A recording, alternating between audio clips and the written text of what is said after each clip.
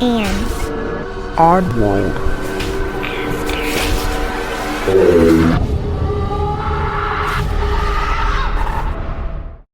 Hey oddballs, I'm your host Jensen, and welcome to episode 93. We are almost finished with all of the Chinese Zodiac. We literally have 2 more to go, and you're going to learn about one today. So let's go ahead and jump on into it. Zodiac.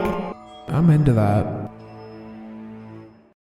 Today's Chinese Zodiac lesson is the dog. Dog is men's good friend who can understand the human spirit and obey its master, whether he is wealthy or not. Chinese people regard it as an auspicious animal. If a dog happens to come to your house, it symbolizes the coming of fortune. In Chinese legend, the invincible god Erling has a loyal dog partner to help him capture monsters. You are a dog if you were born in 2030, 2018, 2006, 1994, 1982, 1970, 1958, 1946, 1934, and 1922.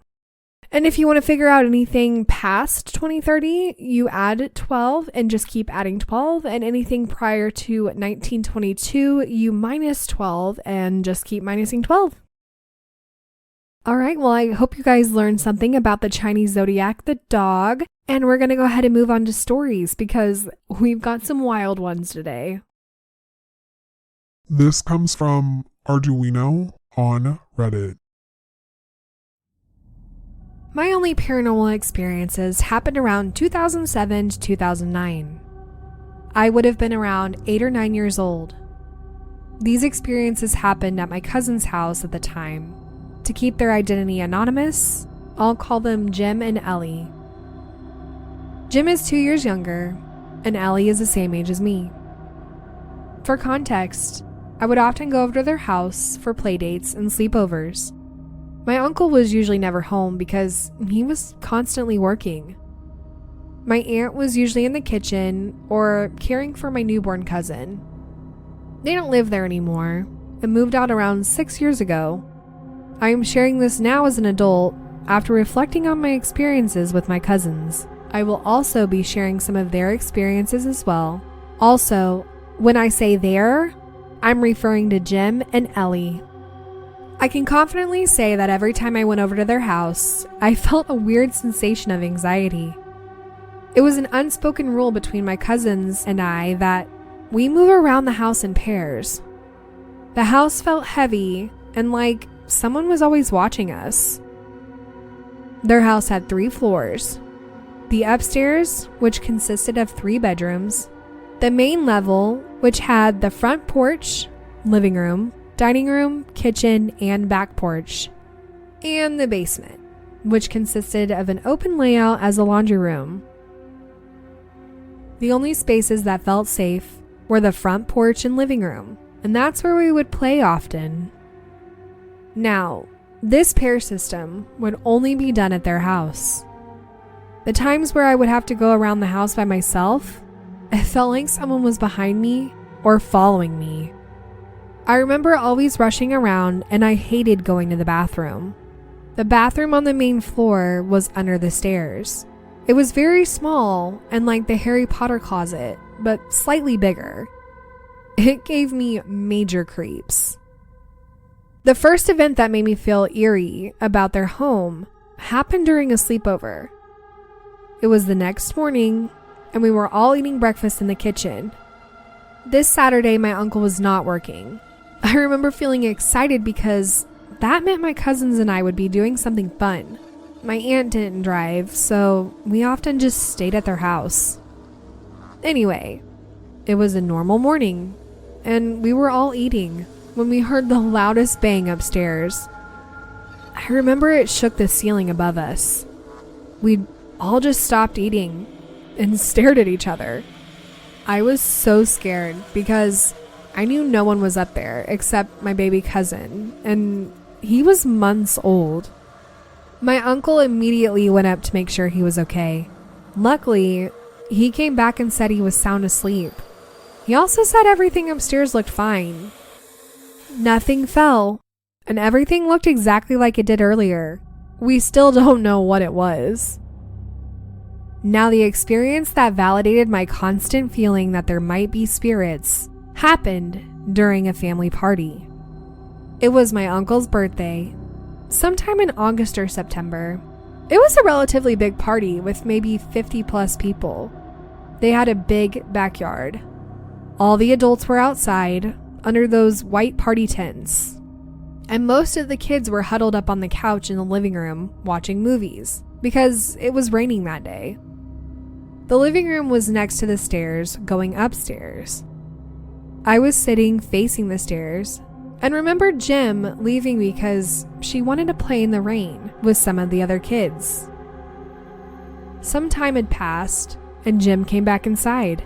She announced that she was going upstairs for socks because hers were wet. I saw her go up and back down to go back outside. Some more time passed, and my aunt came inside asking where Jim was. Ellie responded saying she was upstairs.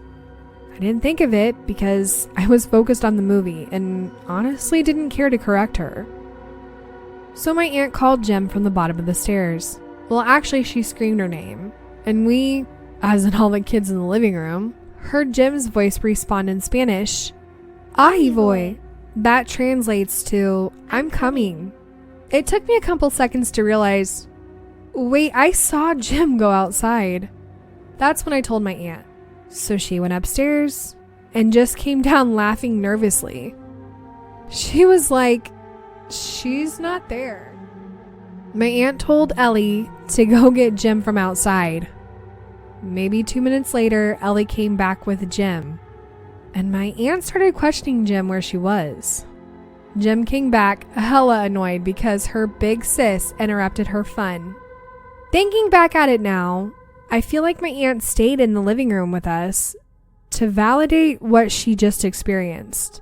I remember her asking us, "You all heard Jim, right? Why Ellie was outside to get Jim."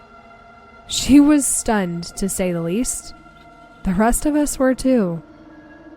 Jim and Ellie have a lot more scary stories at their old house than I do, but I'll just share one. This specific experience they had was a big deal because I remember right after it happened, a priest went to bless their home. It was a whole weekend ordeal. Family and friends visited their home to pray for hours. At the time, my cousins didn't tell me what happened because it was so traumatic for them. I heard it from my grandma, who was telling my mom. I'm telling the story now, but my cousins told it to me as adults. At the time, they both had their own rooms, but never slept alone. They always slept in Jim's room together. They both were scared of being in Ellie's room because they experienced something touching their hair once. Sharing a room was never an issue because of how scared they were at night. They shared with me that they always had that eerie feeling like someone was watching them at night. It often was difficult for them to fall asleep easily because of the paranormal activity they would experience. This specific night, their mom had just tucked them in bed. As they were trying to sleep, they both heard a woman's voice humming between them. They say they remember the voice right next to their ear. Immediately, they both got up and ran off crying to their parents' bedroom. After this moment, they could only sleep in their parents' bedroom. My uncle had to buy a king-size bed because they refused to sleep in their room. After maybe a year, they began to sleep again in their room. The blessing of the house seemed to help settle everyone's nerves. My theory is that whatever the spirit was, it didn't like men. I was at their house a lot, and the only times I would experience things was when my uncle was present. My aunt has shared with me as well that her most scary experiences are when there were men in the house. Obviously, as kids, we can't really contextualize this and are fearful of this feeling we can't explain. Looking back now, my cousins and I agree that this spirit didn't have any malicious intent towards us. Thanks for anyone who read my long and detailed rant of my paranormal experiences. I haven't experienced anything paranormal ever since, thankfully. So it's wild because this is like your classic haunting, right? But also like the ghost is sexist.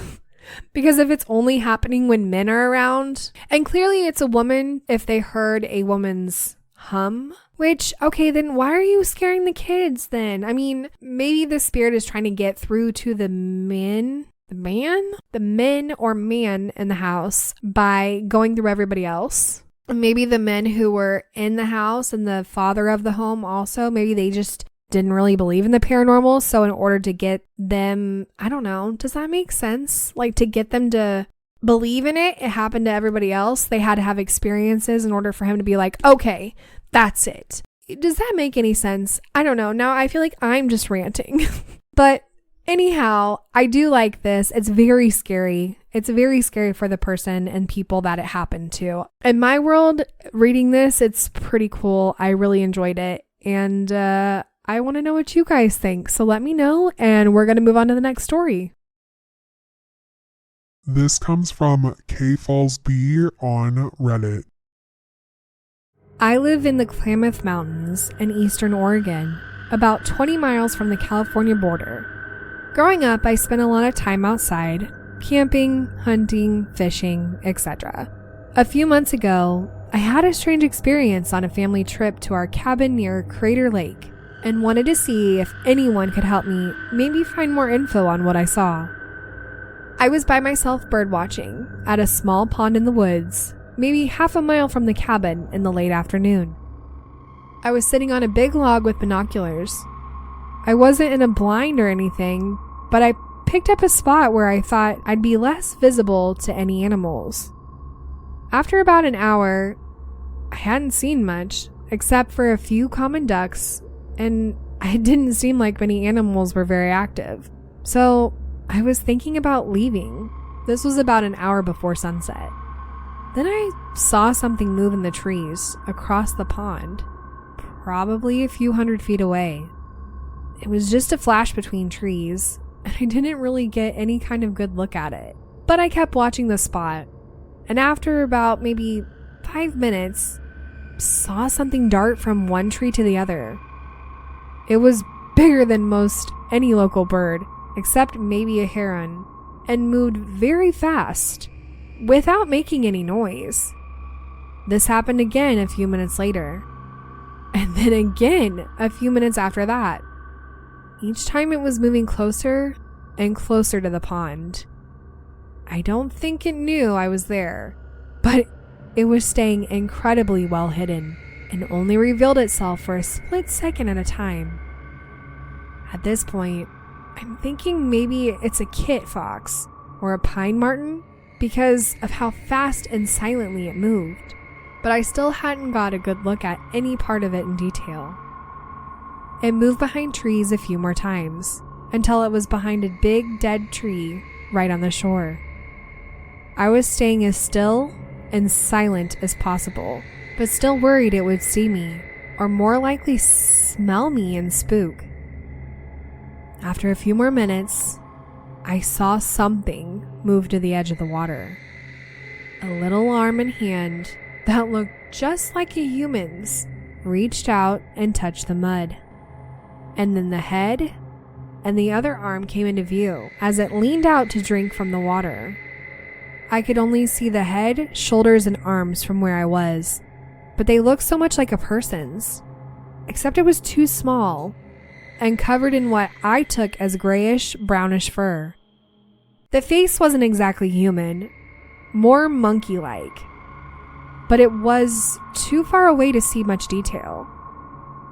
I decided to try lifting my binoculars to get a closer look, but as soon as I moved, it looked up and then disappeared back into the tree again. I watched until it started getting dark, but I didn't see it again, not even darting behind the trees.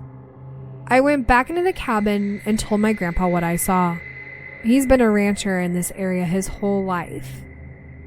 He said, "Sounds like you ran into a hide behind," and laughed. I said, "No, Grandpa, seriously. This isn't a joke." He said he'd heard stories about Bigfoot and hide-behinds, and several times saw little human footprints on hunting trips, deep in the mountains where no children would be. I think he believed me, but didn't really know anything. I asked my dad and brothers, but they just started giving me shit about squatching. I went back to the pond the next day and walked around to where the creature had been, but I didn't find any tracks, scat, fur, or anything. I did figure it had to be probably about 3.5 or 4 feet tall, based on the trees I'd seen near it, but narrow enough to hide completely behind a ponderosa pine, which makes me think it must have been standing and moving upright. And that's it. I wish I'd seen more of it, but its face and hands were absolutely not like any local animal. It looked very much like a monkey or a furry little human. I've tried to find more info, but only cryptid people seriously talk about this area as Bigfoot. The hide behind seems like a joke. There may be little people or humanoids in some of the local Native Americans' folklore, but not a lot of detail I could find. I hope someone here has ideas what I might have seen. It was a very unique and memorable experience, and any further information would be very much appreciated. Okay, that's wild, and this is probably one of the better Bigfoot experiences that I've heard in a while. Only because, they always seem so dramatic and, I don't know, just crazy. They're always hunting for Bigfoot. This person was literally just looking for birds and other wildlife and just hanging out by themselves and just happened to probably see a Bigfoot. And I think that's crazy. And if Bigfoot is how this person is explaining, as in they're moving almost very cautiously and very quickly, then it makes sense that no one would see Bigfoot and it'd be hard to find them because they're so quick and they hide quick. So, I don't know, it's a really interesting Bigfoot story or hide behind. I've never heard of a hide behind before, but that's okay. Maybe someone can enlighten me. But anyhow, I want to know what your guys' thoughts are. And if you have any paranormal story like either story today or any paranormal story in general, let me know. And I hope you enjoyed today's episode. And well, it's an odd world after all. Oddballs. Go follow us on It's an Odd World After All podcast on Instagram and Facebook. Also, give us a 5-star review on Apple Podcasts. If you have a story you would like to share, email us at itsanOddWorldAfterAll@gmail.com or message us on one of our social platforms. Don't forget to share us with your family and friends. And check out our website, itsanOddWorldAfterAll.com.